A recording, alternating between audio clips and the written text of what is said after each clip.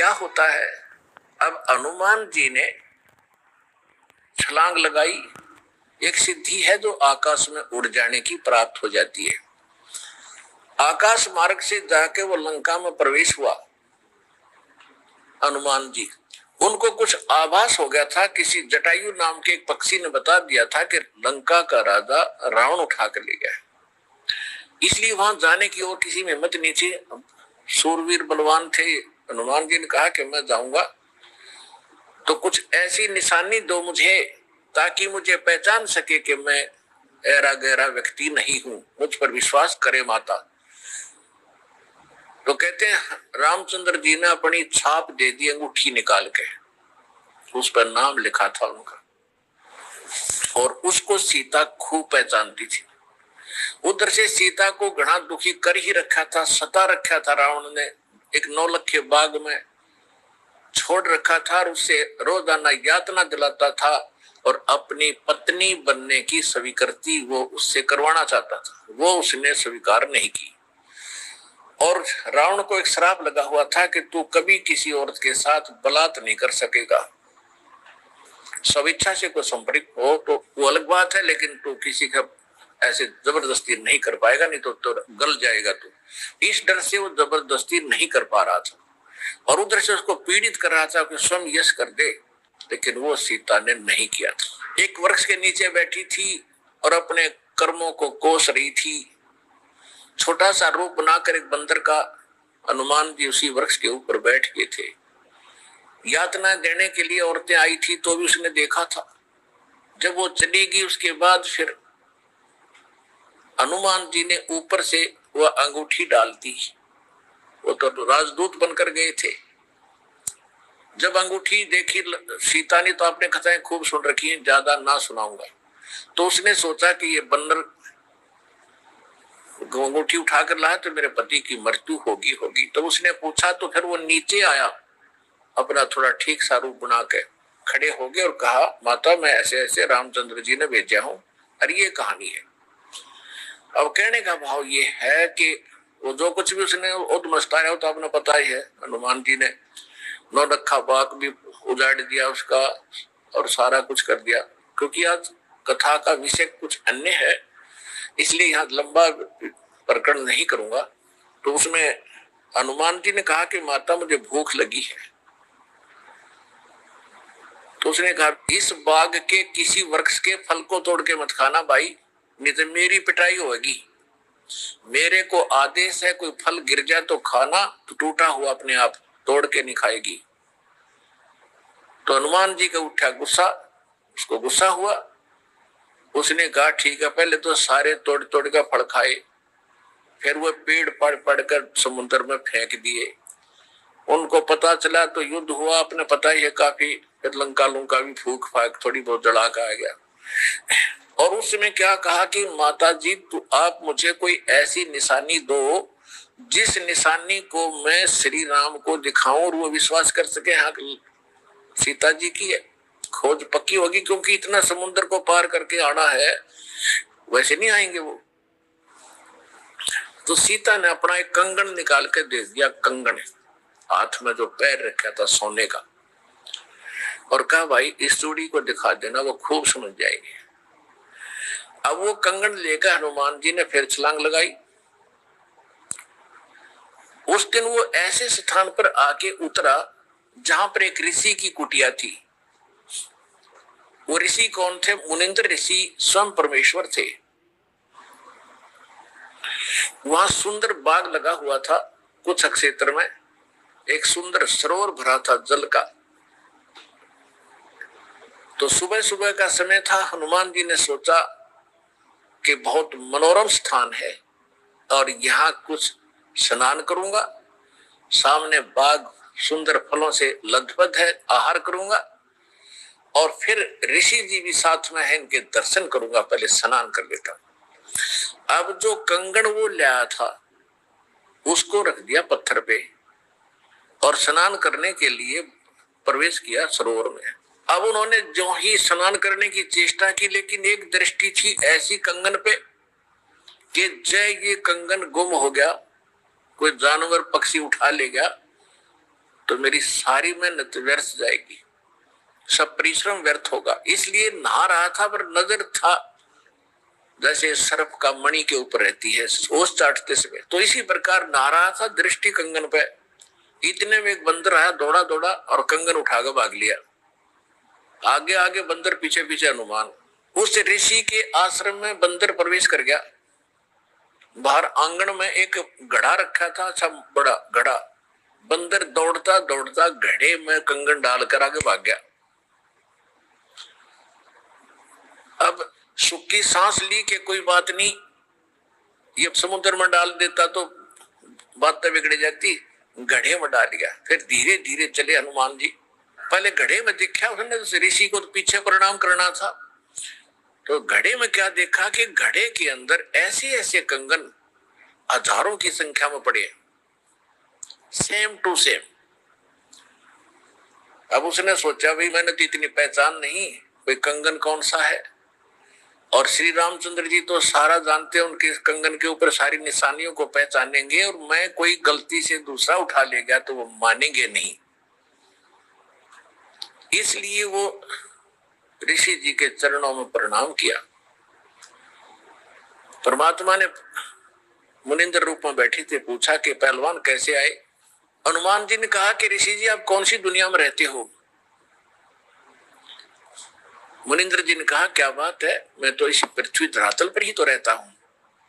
क्या आपको नहीं पता आज श्री राम के ऊपर कैसी आपत्ति आई है, ऐसे ऐसे उसकी पत्नी गुम हो गई,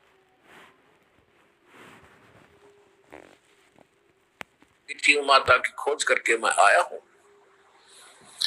तो परमात्मा ने पूछा कि भाई कौन से राम की बात करा दूं। वो कहता है अच्छा कमाल करते हो ऋषि जी, आपको ये नहीं पता राम कौन है।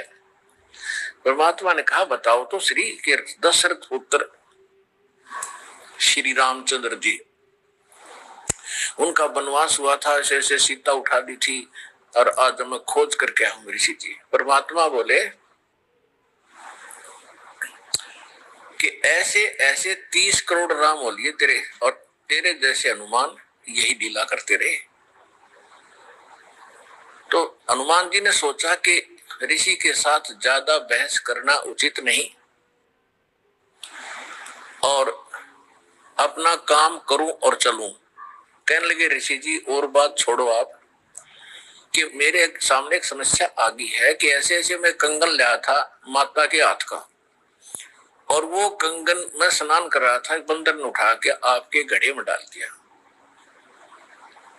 तो परमात्मा बोले ले जा कंगन भाई, जा फिर अपना कर काम, जाओ हनुमान जी ले जाओ कंगन, निकाल ले जाओ, करो जो तूने करना। कहने लगे जी समस्या ये है कि इसमें और भी बहुत से कंगन पड़े हैं, और इन कंगनों में पहचान नहीं कर पा रहा हूं मैं, मेरा वो भगवान सीता जी वाला कौन सा है। परमात्मा बोले रे भले आदमी तू लाने वाला और तुझे पता नहीं, तो मैं क्या बताऊं, फिर खोज ले कौन सा है तेरा। तो चिंतित हो गया कि भगवान दया करो। परमात्मा बोले कि जौन सा चाहे वो उठा ले जा और सेम टू सेम पाओगे, इसमें कोई दिक्कत नहीं। कैसे कैसे फिर ये कंगन आए कहां से आपके पास, कि अब सुन मैं कथा सुनाऊंगा तेरे को। जैसे ये रामचंद्र जो आत्मा है ये विष्णु जी की आत्मा है, ऐसे ऐसे न जाने कितनी बार धक्के खा लिए इसने, कितनी बार जन्म लिया, कितनी बार मर लिया।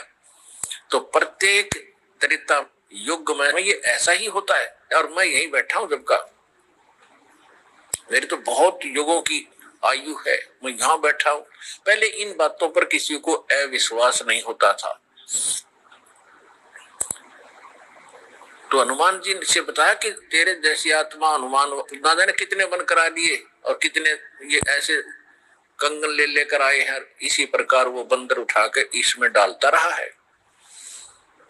तो हनुमान जी ने पूछा कि हे ऋषिवर, मान लिया आपकी बात, जो कंगन लेकर हनुमान आता होगा तो वो कंगन तो लेकर भी जाता होगा, कहां लेकर जाता है, इस घड़े में मेरी आशीर्वाद से ऐसी पावर है कि डुप्लीकेट कॉपी तुरंत बना देता है, एज इट इज, एक के दो कर देता है।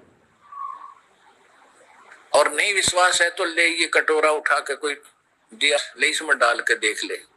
हनुमान जी ने कटोरी उठा कर उसमें डाली, तुरंत दो होगी एक जैसी। अब वो दोनों को देख रहा कि सचमुच ठीक है। तब हनुमान जी को कुछ विश्वास हुआ कि संत नहीं, ये कोई और ही महापुरुष हैं, बड़े सिद्धि युक्त हैं और सारी कथा को सही जानने वाले हैं। लेकिन कहा महाराज मैं आपकी बात से सहमत हूं, होगा कोई और भगवान, पर अब मुझे समय नहीं आपकी सारी बात सुनने का, क्योंकि मैं परमार्थ के काम में लगा हूं। परमात्मा बोले भाई ठीक है, ले जाए, कोई कंगन निकाल ले जाए बेटा, सारे एक जैसे मिलेंगे। वो उठा कर ले गए कंगन को। लेकिन हनुमान जी को फिर भी विश्वास नहीं हो रहा था। जब श्री रामचंद्र जी को दिखा दिया और रामचंद्र जी ने ओके कर दिया, जब हनुमान जी को संतोष हुआ कि 3100 की 100 सत बात हो, वो उधर से वो ऋषि की घटना भी नहीं भूल पा रहा था, उधर से फिर युद्ध भी शुरू होना था। कहने का भाव ये है, बात फाइनल होगी कि सीता वहां है, सारे लक्षण बता दिए और वो कंगन को देखकर रामचंद्र जी को विश्वास हुआ। अब समस्या आई कि उसके ऊपर पुल बनाएंगे समुद्र पर। वो कथा आपको सुना दी कि 3 दिन तक स्वयं रामचंद्र जी घुटनों पानी में खड़ा होकर के याचना करता रहा। तीसरे दिन जब उसने कहा लक्ष्मण से कि मेरा अग्नि बांध दे, ये लातों के भूत बातों से नहीं मानते, इसको फूकता हूं। 3 दिन हाथ जोड़ता रहा कि हे सागर राज मुझे रास्ता दे दो, ये मान नहीं रहा। तब विपर रूप धारण करके समुद्र आया। उसने कहा कि भगवान ऐसा ना करो, इसमें ना जाने कितने जीव जंतु हैं, सब नष्ट हो जाएंगे, आपको पाप लगेगा। और ये जल सारा समाप्त हो गया तो ये गड्ढा बन जाएगा, हजारों किलोमीटर गहरा, आप फिर भी नहीं जा सकते। कि हे रामचंद्र जी ऐसा काम करो, सर्प भी मर जाए लाठी ना टूटे। तो वो कारण जानना चाहा तो समुद्र ने बताया कि आपकी सेना में ये नल नील नाम के 2 ऐसे भक्त हैं जिनको इनके गुरुदेव का आशीर्वाद है कि इनके हाथों से पत्थर भी तैर जाते मेरे ऊपर, और कोई चीज यहाँ पर फ्लोट नहीं कर सकेगी। अपने आत्माओं यहाँ मान बढ़ाई खत्म करती है। और जितने भी वहां आसपास ऋषि महर्षि भगत लोग थे, वो विष्णु पुजारी होते ही थे उस टाइम।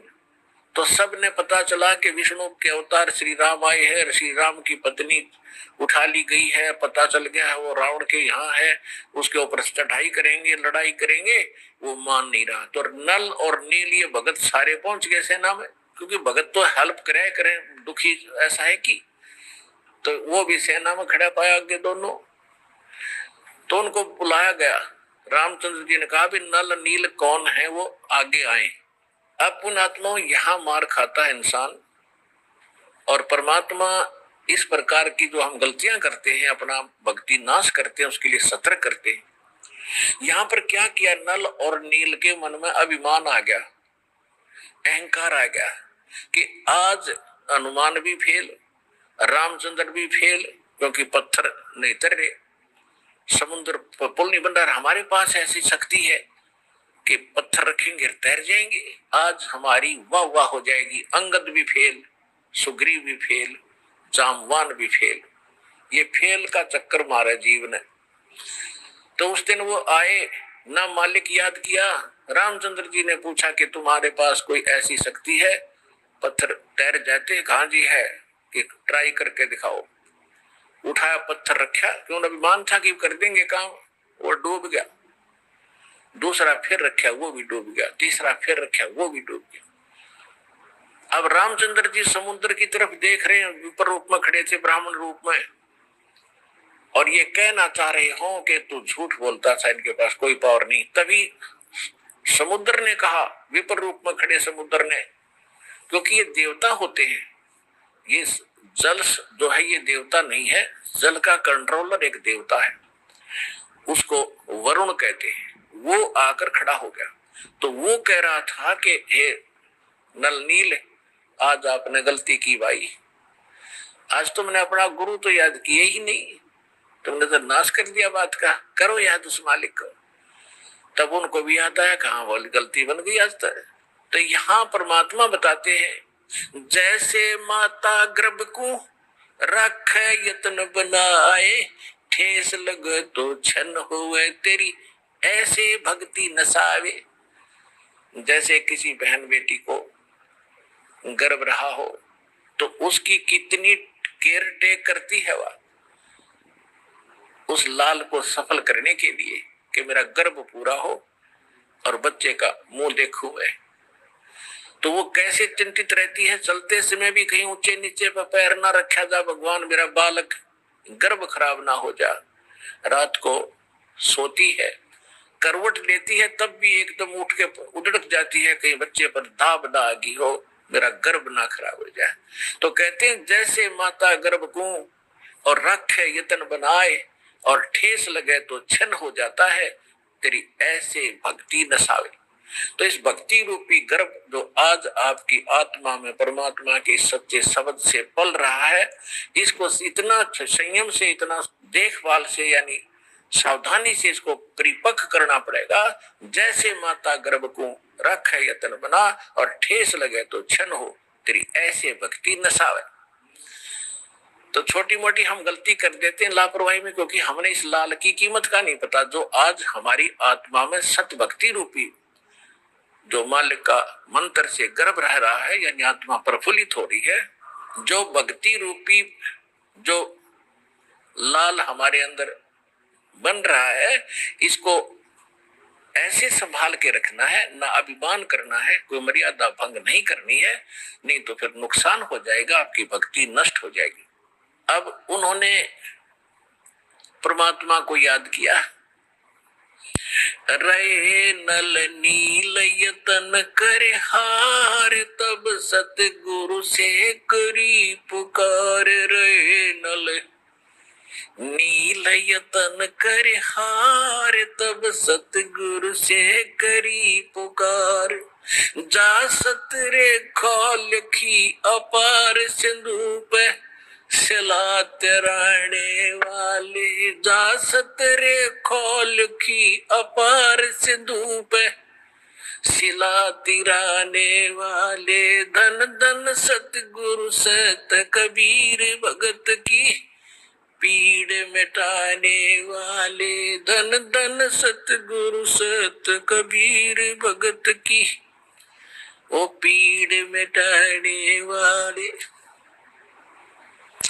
नल नील ने जब याचना की हृदय से, हे भगवान गलती बन गई, आपके हाथ में इज्जत है हमारी, तो उसी समय परमात्मा वहां प्रकट हो गए।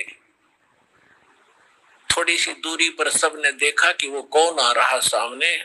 नल नील ने भी देखा, ये तो मेरे गुरुजी आगे हमारी पुकार सुन ली इन्होंने। जब मुनिंदर जी निकट आए, सभी ने दंडवत प्रणाम किया, श्री राम ने, हनुमान ने, सब ने। हनुमान जी ने देख लिया, बाबा जी तो वही है भाई, ये तो बिल्कुल सही, ये तो शक्तिशाली ऋषि है। लेकिन उस समय और वार्ता करने का समय नहीं था, जो समस्या थी वह उनके सामने अड़ी हुई थी। तब श्री रामचंद्र जी ने मुनिंद्र ऋषि से अर्ज की थी, भगवान आज हमारे सामने ये समस्या आई है, अभिमानी रावण हमारी याचना नहीं मान रहा है। हमने उसे खूब दूत भेजकर, अंगद को, हनुमान जी को, सबको भेजकर उससे प्रार्थना कर ली है, इसको लौटा दे मेरी पत्नी को। वो माना नहीं, अब नहीं माना तो हमें युद्ध करना पड़ेगा और उसके लिए रास्ता चाहिए समुद्र पर। समुद्र रास्ता दे नहीं रहा। इसने विधि बताई कि आपके शिष्यों के पास यह शक्ति थी, मेरा दुर्भाग्य कि आज इनके हाथों में भी शक्ति नहीं रही। तो परमेश्वर ने कहा कि आज के बाद इनके हाथों में शक्ति रहेगी भी नहीं। इन्होंने बहुत बड़ी गलती की है, जो हम मैं रोज बताता हूं कि अभिमान से भगवान कोसों दूर है, और इतने दिन के बाद इतना दुख था इनके ऊपर, इन्होंने फिर बकवास कर दी। अब इनके पास यह शक्ति नहीं रही। तो श्री रामचंद्र जी ने कहा कि हे ऋषिवर, मेरी समस्या का समाधान करो। जब आप अपने बच्चों को, अपने शिष्यों को आशीर्वाद दे सकते हो शिला चराने का, तो आप खुद भी कृपा बख्श सकते हो, मेरे लिए लंका में जाने का रास्ता बना दो। तब परमेश्वर ने कहा ठीक है भाई, मेरा वचन है तेरे बाप तय, परमेश्वर ने कहा था कि तेरे बाप से मेरा वचन है कि तेरा पुल बनवाऊंगा। अब ये रामचंद्र जी का समझ में नहीं आई, मेरे बाप से और क्या वचन है, इनका क्या वायदा है। परमात्मा ने अपनी प्यारी आत्मा धर्मदास जी को बताया था कि जब मैं प्रथम सतयुग में सतलोक से यहाँ आ रहा था तो बीच में इस काल की एक तपस्या है, वहां पर जीव दुखी किए जा रहे थे और मैं जोग जीत रूप में अपने पुत्र के रूप में वेशभूषा में था। तो इसने पहले मेरे साथ कुछ बकवास करी थी, ज्योति निरंजन ने इसकी पार नहीं बसाई थी तो मेरे चरणों में गिर गया था और इसने मेरे से वचनबद्ध करवा कर कुछ प्रार्थना की थी कि कुछ और सुविधा मुझे देना। उनमें से एक तो ये थी कि मेरा पुत्र विष्णु श्री राम रूप में जाएगा और ऐसे उसके प्रारब्ध में लिखा है कि उसकी पत्नी को रावण उठाएगा, समुद्र पर पुल नहीं बनेगा, आपके बगैर वहां कोई कृपा नहीं कर सकेगा, उसकी हेल्प नहीं कर सकेगा। तो परमात्मा ने स्वीकार किया था कि मैं ये काम भी करूंगा। फिर दूसरा वर्ग क्या था कि वो फिर समुद्र के ऊपर उसने जो तीर त्यार दिखा के जबरदस्ती धमका के रास्ता लेना चाहा था, इसका प्रतिशोध समुद्र लेगा। वो क्या करेगा कि जब ये श्री कृष्ण रूप में जाएगा और फिर ये क्या करेगा, बाद में मृत्यु के उपरांत एक राजा को दर्शन दे करके जगन्नाथ का मंदिर बनवाना चाहेगा अपनी महिमा बनाए रखने के लिए। तो उस पुरी के स्थान पर जो जगन्नाथ मंदिर बनवाओगा उसको समुद्र इस प्रतिशोध में नहीं बनने देगा कि इसने मेरी बेइज्जती की थी तीर दिखा के राम रूप में, इसका प्रतिशोध लेगा। वो मंदिर ने बनने नहीं देगा, बार बार तोड़ेगा। आप उसका मंदिर बनवाना, क्योंकि बच्चे हट कर लेते हैं तो वो मानते नहीं है, तो इसलिए वो कह रहा था कि आप दया करिए, वो मानेगा नहीं। तो परमेश्वर ने कहा था तथास्तु। और भी कई चीजें कही थी कि दूसरा ये मांगा था कि 3 युगों में जीव थोड़े पार करना, क्योंकि परमात्मा ने कहा था कि मैं कलयुग या तेरे नीचे के लोकों में जाऊंगा और तूने सबको मिसगाइड कर रखा है, सच्चा भगवान सच्चा ज्ञान छुपा रखा है, मैं सच्चाई बताऊंगा और सबको ज्ञान दूंगा, ऐसी भक्ति और नाम दूंगा, सभी तेरे लोक से पार होकर सतलोक जाएंगे।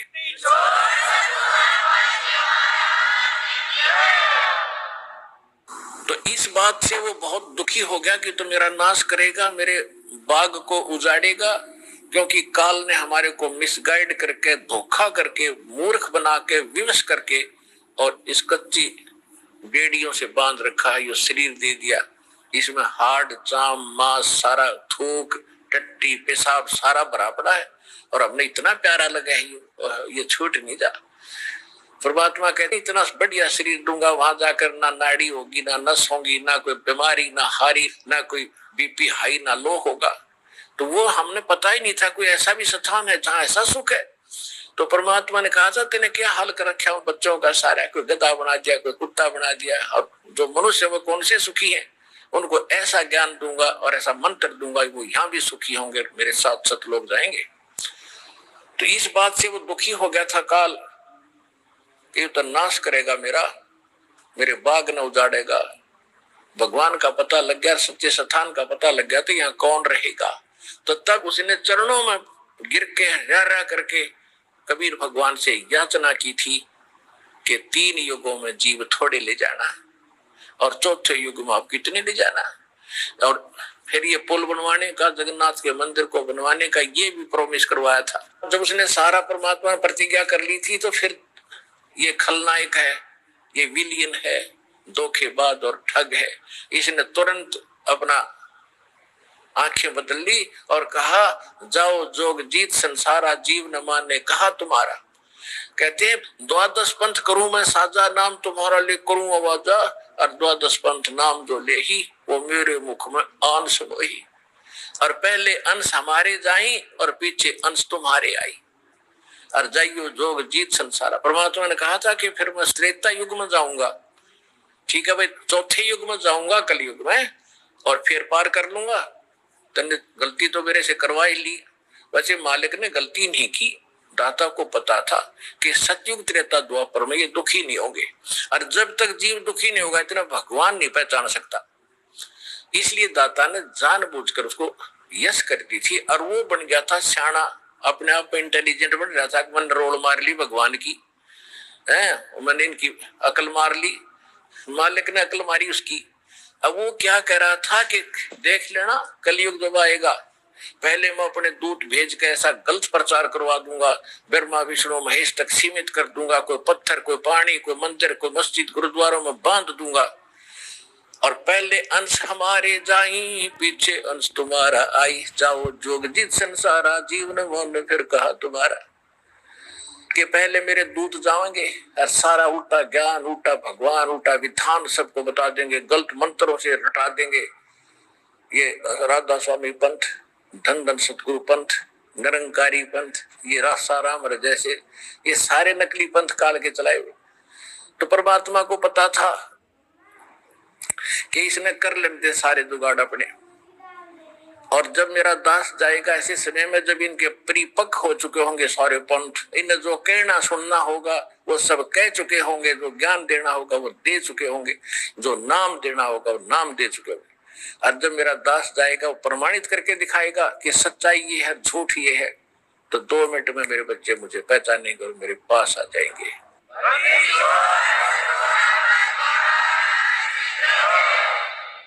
परमेश्वर ने कहा था कि चौथा युग जब कलयुग आई तब हम अपना अंश पठाई, और घर घर देखो बोध विचारा, और सत्य नाम सब ठोर उचारा। तो इस प्रकार परमात्मा ने जो बताया था कि चौथा युग जब आएगा और कलयुग बीते 5500 पाचा, जब ये वचन मेरा होगा सच्चा। कलयुग बीत जावे जब एता, सकल सृष्टि सभी प्राणी परम पुरुष पद चेता। कि जब वो कलयुग 5500 वर्ष बीत जाएंगे तब ये मेरी बात सच्ची होगी कि घर घर में सतनाम का जाप होगा, घर घर में मेरे ज्ञान की चर्चा होगी। लेकिन ये उस समय सच्चा होगा जब कलयुग 5505 बीत जाएगा, और उस समय सभी को पता होगा कि एक परम पद है। कौन सा? गीता अध्याय नंबर 18 के श्लोक नंबर 62 में, जिसके विषय में कहा कि अर्जुन तू सर्वभाव से परमेश्वर की शरण में जा, उसकी कृपा से तू परम शांति को और सनातन परम धाम को शाश्वत स्थान को प्राप्त होगा। गीता अध्याय नंबर 15 के श्लोक नंबर 4 में कहा कि तत्वदर्शी संत की प्राप्ति के उपरांत उस तत्व ज्ञान से इस अज्ञान को काटकर उसके पश्चात परमेश्वर के उस परम पद की खोज करनी चाहिए, जहां जाने के बाद साधक कभी लौटकर संसार में नहीं आते। और जिसने सबरमंडल की रचना की उस परमेश्वर की उस परम पद की यानी अमर लोक की शाश्वत स्थान की खोज करनी चाहिए। तो यहाँ परमात्मा कह रहे हैं कि चौथा युग जब कलयुग आई तब हम अपना अंश पठाई, और घर घर देखो बोध विचारा, घर घर में तत्व ज्ञान का चर्चा चला करेगी, और सतनाम सब ठोर उचारा, सतनाम का सबको दिया जाएगा। आज तक सतनाम की छींट भी ना लगी थी, ना राधा स्वामी वालों को, ना धन सतगुरु वालों को। सतनाम सतनाम का बहुत बड़ा गीत गाते हैं, और कख नहीं पता इनको। ऐसे सिख समाज को सतनाम का कोई पता नहीं था। नानक साहिब जी सतनाम का जाप क्या करते थे, 2 अक्षर का जाप था। लेकिन महापुरुषों को परमात्मा ने सख्त हिदायत दे दी थी कि अभी डिस्क्लोज ना करना, नहीं तो काल के दूतों का दाव लग जाएगा और ये सब बच्चे मुझे पहचान नहीं पाएंगे। तो महापुरुष थे, उन्होंने जो कह दिया सो फाइनल। को तो भगवान से मिलकर आए थे, भगवान की एक एक बात को उन्होंने स्वीकारा और उसी तरह आचरण किया। तो अब परमात्मा ने कहा कि जब 5505 वर्ष बीत जाएगा कलयुग, उसके बाद सबके मुंह पर सतनाम का जाप होगा। आप देख रहे हो, धन धन हो गए आप। इस सतनाम का किसी को पता भी नहीं था, आप सतनाम का जाप कर रहे हैं 8-8 10-10 वर्ष के। तो सौभाग्य तुम्हारा, भगवान के विशेष कृपा पात्र बच्चे हो आप, जो सतलोकासन बरवाला जिला हिसार हरियाणा में पहुंच रहे हो, दीक्षा प्राप्त कर रहे हो।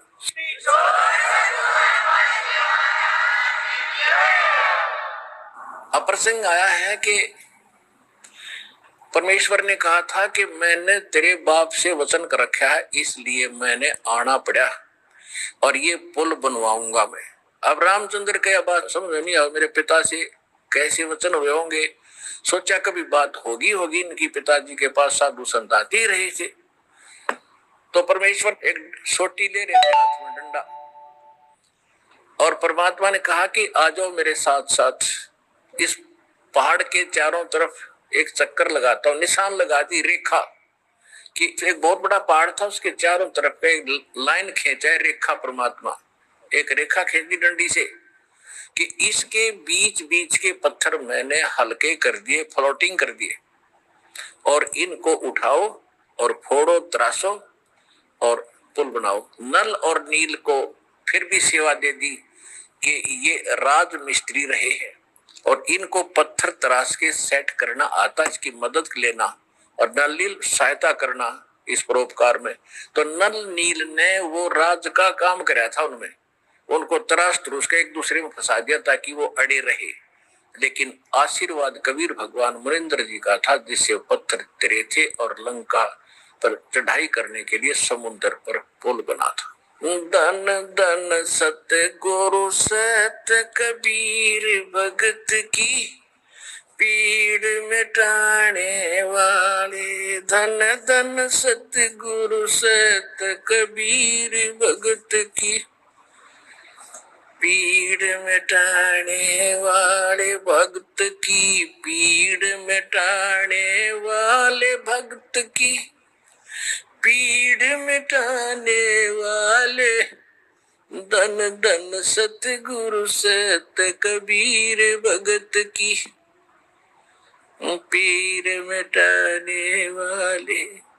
रहे नल नील यतन कर हार, तब सतगुरु से करी पुकार।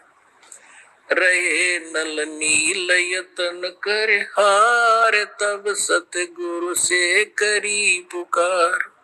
जा सत रेखा लिखी अपार सिंधु पे, चला तिराने वाले। जा सत रेखा लिखी अपार सिंधु पे, सिला तिराने वाले। धन धन सतगुरु सत कबीर भगत की पीर मिटाने वाले। डसी सर्प ने जब जा पुकारी, इंद्रमती अकुलाए। डसी सर्प ने जब जा पुकारी, इंद्रमती अकुलाए। आपने तुरंत करी सहाय बेरूली, मंत्र सुनाने वाले। आपने तुरंत करी सहाय बेरूली, मंत्र सुनाने वाले। धन धन सतगुरु सत कबीर भगत की पीड़ मिटाने वाले। दामोदर सेठ के होते अकाज, अर्ज करी डूबता देख जहाज। दामोदर सेठ के होते अकाज, अर्ज करी डूबता देख जहाज। लाज मेरी रखियो ग्रीव नवाज, सिंधु से पार लंगाने वाले। लाज मेरी रखियो ग्रीव नवाज, समुद्र से पार लंगाने वाले। धन धन सतगुरु सत कबीर भगत की पीड़ मिटाने वाले। कह कर जोड़ दीन धर्मदास दरस दे, पूर्ण करियो आस। कह कर जोड़ दीन धर्मदास दरस दे, पूर्ण करियो आस। मेटियो जन्म मरण की तरास, सत्य पद प्राप्त कराने वाले। मेटियो जन्म मरण की तरास, सत्य पद प्राप्त कराने वाले। धन धन सतगुरु सत कबीर भगत की पीड़ मिटाने वाले। भगत की पीड़ मिटाने वाले, भगत की पीड़ मिटाने वाले। धन धन सतगुरु सत कबीर भगत की पीड़ मिटाने वाले।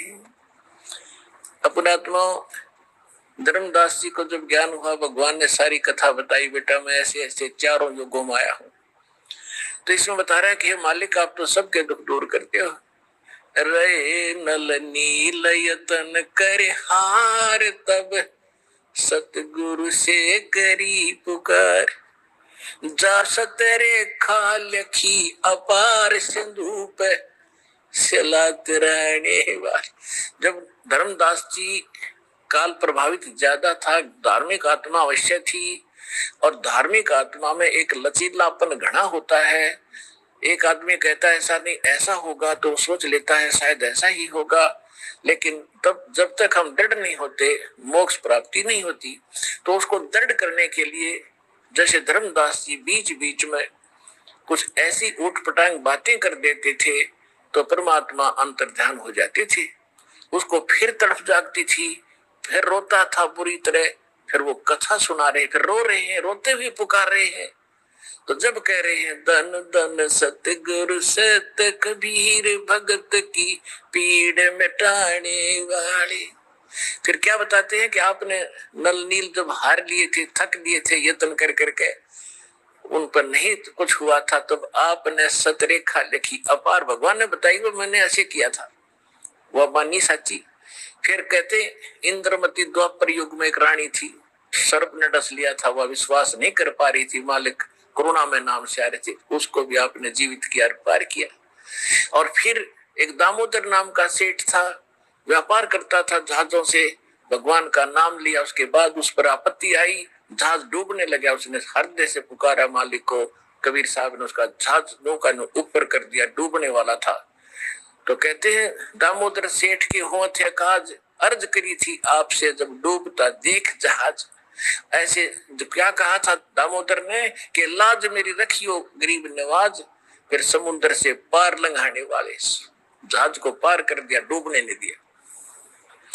अब क्या कहते हैं, कह कर जोड़ दीन धर्मदास दरस दे पूर्ण करियो आस। तो भगवान अंतर्ध्यान हो गए थे, रो रहा था कि मेरे ऊपर ये बड़ी आपत्ति आ गई, आपका अभाव मुझसे सहन नहीं हो रहा है मालिक। कह कर जोड़ दीन धर्मदास दरस दे पूर्ण करियो आस, मेटियो जन्म मरण की तरास, सत्य पद प्राप्त कराने वाले। सत्य पद, वो परम पद, वो सतलोक, आपके अतिरिक्त इस सृष्टि में कोई दूसरा मुझे वो प्राप्त नहीं करा सकता, मुझे फिर दर्शन दो मालिक, मेरे से गलती हुई। अब जो प्रसंग चल रहा है, त्रेता युग में दाता ने कैसी लीला की। अब क्या होता है देखो पुण्यात्माओं, हम परमार्थी भी हैं, क्योंकि भगत का स्वभाव होता है कि वो परमार्थ पर ज्यादा रुचि रखता है, लेकिन परमार्थ के साथ साथ स्वार्थ भी होना चाहिए थोड़ा सा। वो स्वार्थ कौन सा, अपने कल्याण का, आत्म कल्याण का स्वार्थ भी चाहिए। अब हनुमान जी ने जब तो ताकत थी, पहलवान था, धार्मिक था, रामचंद्र की जी की जल्दी लग रही थी, जब ऋषि रूप में परमात्मा इत्फाक वहां मिले और सारी लीला देख ली, और फिर ये भी देख लिया कि उसी ऋषि ने आकर समुद्र पर पत्थर करे आए, और फिर भी बुद्धि बनाया क्योंकि रामचंद्र की जी का साक्ष्य लग रहा था। अब मालिक ने उसका उद्धार करना था उस प्यारी आत्मा का, क्योंकि ऐसी ऐसी पुण्यात्मा जो परमार्थ के लिए कोई लेना न देना, उड़ा छाती ताणी मारो मरूंगा और मारूंगा, कि इसलिए रामचंद्र की पत्नी छुटवाऊंगा। और यति पुरुष थे, बाल ब्रह्मचारी थे, ऐसी लगन थी उसमें। तो कहने का भाव ये था कि फिर इस खुशी में कि रामचंद्र जी के साथ धाव जाऊंगा, वहां मेरी इज्जत होया करेगी। अब वो तो श्रद्धालु था, समर्पित था भगवान के लिए, लेकिन गलती यह लग रही थी, रामचंद्र ने परमात्मा पूर्ण मान बैठा था। अब आपने खूब कथा का पता है कि जब घरजाली और रानी बन गई, फिर उसने सबको इनाम दे रही थी, उसी लाइन में हनुमान भी खड़ा था, क्योंकि उन्हें बड़ी योगदान था, तो हनुमान जी को सच्चे मोती दे दिए। हनुमान जी ने उनका पहलवान था, इन्हें फोड़ फोड़ के घेर दिए तड़। तो सीता को अच्छा नहीं लगा, कहने लगे बंदर के बंदर, तेरे को अकल भी नहीं इतनी कि तू पता कितने कीमती मोती थे, तेने क्या कर दिया, ये क्यों फोड़ डाले। उसने ये कहा कि मैं इसमें ये देख रहा था, इन मोतियों में कहीं राम का नाम है तो मेरे काम है, नहीं तो मेरे काम नहीं है। तो वो कहने लगी तू रहा बंदर का बंदर, और बंदर तो खुद थी, जब अकल नहीं उसके अंदर इतनी भी। तो उसने उसको लताड़ दिया कि तू बंदर का बंदर है, तेरा ठिकाना यहाँ नहीं, तेरे जंगल में जाना चाहिए। हनुमान जी का ठेस लगी और उठा कर अपना लंगोट जा बैठा पहाड़ पे। अब बैठा एकला, यहाँ संसारिक परमार्थ करने से उसको क्या मिला, ये लोग इतना ही देते हैं। जब हम भगवान की शरण में होंगे और फिर परमार्थ करेंगे, परमात्मा हमारे साथ होगा, उस परमार्थ का फल अलग होगा। जब तक आप मनमुखी मंड रहे, किसी की तसार हला दिया, किसी का उसको सहायता कर दी, वो तो फिर आपको कर देगा अगले जन्म में, वो भी अच्छी बात है, लेकिन वो रिजल्ट लास्ट में नल ही होगा जो आपके समक्ष है। आप कथाएं खूब पढ़ते रहे। अब बैठा भगत एकला वृद्ध हो गया, शरीर एक पहाड़ पे, परमात्मा गए वहां पर, तब अन्य रूप बना लिया परमात्मा ने, अन्य रूप, और जाके कहा भी राम राम, अंजनी के पवन पुत्र राम राम, राम राम महाराज जी आ जाओ, बैठो। बैठ लिया। कैसे हो, कौन है, क्या नाम है? तूने बताया भाई मेरा नाम तो कोई है नहीं, मैं तो ऐसे भटक रहा हूँ और परमात्मा की खोज में लगा हुआ हूँ, ऐसे ऐसे मुझे, आप भगत आदमी हो, आपसे दो चर्चा करने यहाँ बैठ जाता हूँ, थोड़ी देर राम नाम की चर्चा कर लूँ, करो। कल जब हनुमान जी ने गुण गाए कि तीन लोग के भगवान आ रहे, दशरथ के पुत्र घर में रामचंद्र नाम उनका, परमात्मा बोले फिर भगवान ने आप क्यों छोड़ा है, वैसा बढ़िया राम था तो तेरा, तो भगवान के लिए तो भटक रहा है, भगवान ने छोड़ा अयोध्या में, तो बैठा पहाड़ पे, फिर यह कौन सी समझदारी तेरी? अब हनुमान जी ने सोचा भाई बात तो बाबा जी ने काटे की कही, कहने लगा भाई जिसको भगवान मान बैठे राम नहीं है, ये तो नाम रामचंद्र है इसका, राम तो कोई और है जो सुप्रीम पावर है, उसका भेद मेरे पास है, इस राम तो पता नहीं कितने मर लिए। तब उसने कहा कि ये बात है बाबा जी और क्या था मुझे ऋषि जी वहां पर, तब परमात्मा ने वो रूप बनाया कि भाई मैं हूं वही, तेरे लिए भटक रहा हूं प्यारी आत्मा। चरणों में शीश रख दिया हनुमान जी ने कि महाराज जी मुझे ज्ञान बता दो। परमात्मा बोले अब थक लिया तू संसार से, देख लिया तेने क्या उपकार किया, तुझे क्या मिला वहां से, और उनको क्या मिलेगा वो फिर बता दूंगा, अब तेरे जचे को नहीं, सीता तो घर से निकाल ली जाएगी, रामचंद्र डूब कर मरेगा सरयू नदी में लास्ट में, इनकी हालत होती है। अब जब तो हनुमान जी का सारी साची लगे ठीक, क्यों उसका जूते लाग लिए वहां से, तुमने बोला महाराज सच्चा ज्ञान बताओ, मैं सारी सुनूंगा। सारा ज्ञान बताया कि मैं सीधा का भगवान हूं तो नहीं जचा कि मैं उस परमात्मा का संदेश लेकर आता हूँ, चारों युगों में आता हूँ। सारी कहानी सुनकर कति साची मान ली, और फिर कहा कि जब आंखें देखो कि अभी आप वहां से आते जाते हो तो तब कुछ यकीन हो। तो परमात्मा वहां से उड़े आकाश में और उसको दिव्य दृष्टि दे दी हनुमान जी ना, तो 1 किलोमीटर पाछे तो देखा को नहीं, हनुमान जी देख रहे यहाँ से बैठे, वो जालिए सारे लोग दिखे, राम कृष्ण घर के नीचे रह गए और वो पहुंच गए सतलोक में, वहां तक देख रहा है। फिर कहा कि महाराज वापस आ जाओ, मेरा पूरा विश्वास हो गया, तब वापस आ गए। तब हनुमान जी ने नाम लिया उस परम पिता से, तब उस आत्मा का कल्याण हुआ। पुण्यात्माओं ये है सत्यनारायण कथा।